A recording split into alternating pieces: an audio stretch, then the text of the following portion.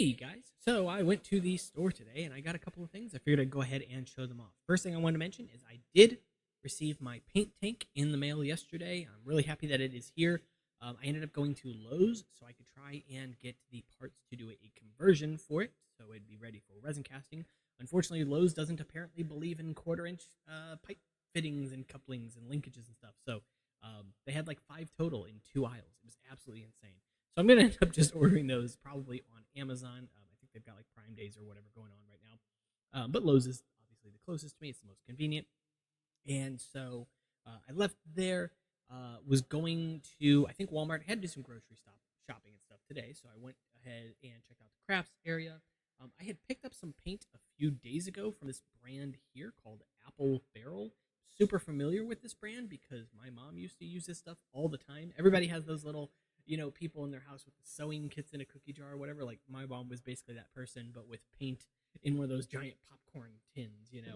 So we used to have this stuff all over the house, and we would love playing around with it. So yeah, really happy with it.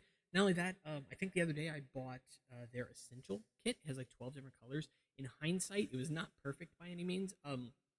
It's mainly missing pure, or what I would call pure primary colors. A lot of the primary colors that are in there are kind of like mixed with something else. So the yellow is kind of like a warm goldish wheat yellow. The green is kind of an olive green. It's not perfect. Maybe that's intentional. Maybe it's to incentivize you to buy, those. And it worked. So I went and bought myself a primary blue, a middle blue. I probably could have gotten close to this with the blues that were included, but I figured why hassle, right? That said, I also went ahead and grabbed basically a standard green. I think it was called like crisp green. Doesn't really matter. Just because with the paints I currently have, I really don't feel comfortable mixing a matcha green out of it. Whatever I make is either going to be too olive in color or too cyan in color. There's just really no way around it with what I had previously. Also grabbed a more pure yellow as well. So we'll play around with that, but that means I have 15 colors total to play around with, and then obviously more in the future. Did get some color matching done, though, and I'm really happy with my results so far. I've only done a couple. I did not do any today because I was busy most of today, but I got a Metro Brown. This is not a good example here because this is painted pretty thin, but at this point I was painting on the pieces themselves and just wiping it off when I was done. And this one was so close that when I painted it on the piece, I literally could not tell where I had painted.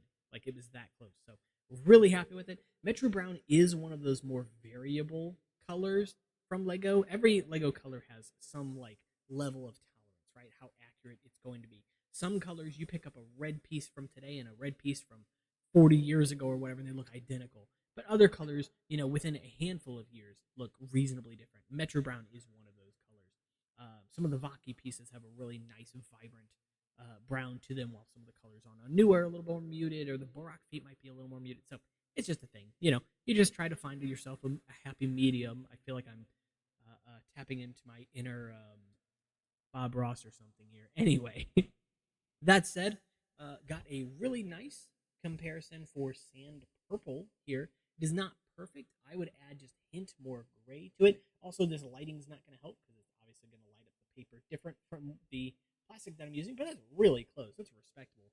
And again, I would say within their tolerance. That said, I would be happier if it was just a hint more gray, and I'd probably add the smallest touch of yellow to it as well, just to warm it up a little bit. A lot of sand purple from the ages has yellowed over time, has gained a warm quality to it.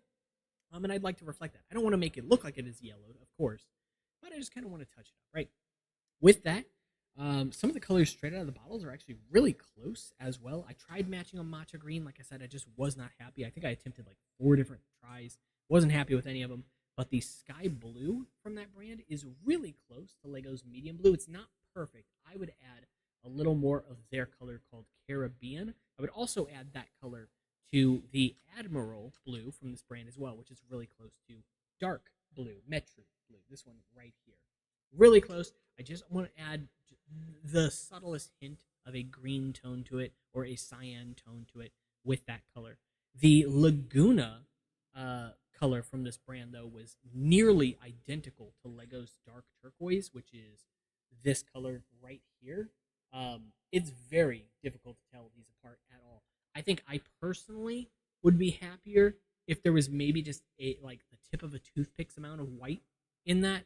But even if I didn't do that, even if I forego that completely, um, you really wouldn't be able to tell the difference at all. It's stark how close they are. That said, got a few other things today. My sister actually brought me over a folding table that someone had apparently like lent to her a while ago and just never ended up getting back or whatever.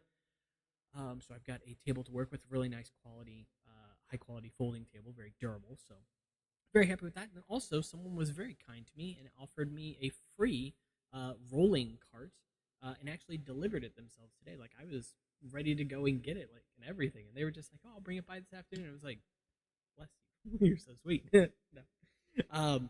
That said, I was looking for mold release. I will be ordering that as well. But I did see this, and I thought this was really cool. It's iridescent medium. It's called by just Essentials Royal Langnickel. That is such a dumb name. I'm sorry. That said, though, it apparently adds an iridescent color to any of your acrylic paints. That's really cool. So I'm definitely going to play around with that and see if that works with resin casting specifically. I am going to be getting mica powder. I'm actually getting it delivered, I think, next week. But it'd be really neat if something like this also worked and I could just add this to whatever color I wanted, as sort of like a base. It even says that it can be used by itself as well, though I don't know exactly how that works. Still, really, really neat. The particles are very fine in here, too. I'm very happy with the size of that.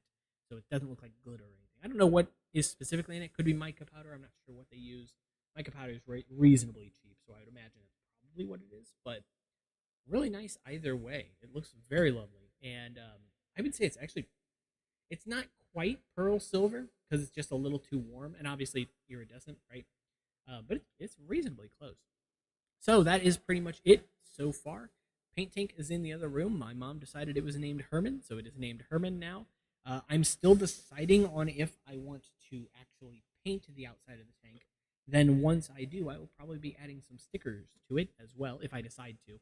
But I am going to run some tests with it beforehand because I don't want it like blowing up or anything. It shouldn't, taking all of the precautions, but there's always that little bit of I don't know, anxiety, something in there. Anyway, that's it from me, guys. If you guys enjoyed the video, make sure to like and subscribe because it does help the channel out a lot. And of course, my links, as always, in the description below. I'll see y'all in the next one. Take care.